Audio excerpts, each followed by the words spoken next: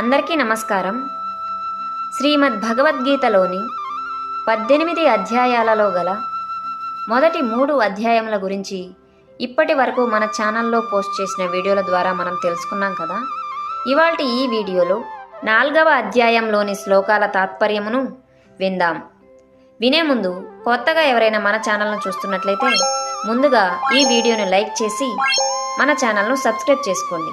ఇక ఆలస్యం చేయకుండా వీడియోని ప్రారంభిద్దాం. భగవద్గీత 4వ అధ్యాయం జ్ఞానకర్మ సన్యాస యోగం.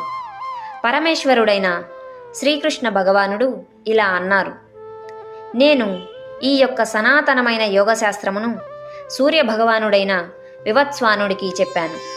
అతను మనువు ఇక్ష్వాకునికి దీన్ని ఉపదేశించారు. ఓ శత్రువులను జయించేవాడా, రాజర్షులు ఈ విధంగా యోగశాస్త్రమును పరంపరలో పొందిన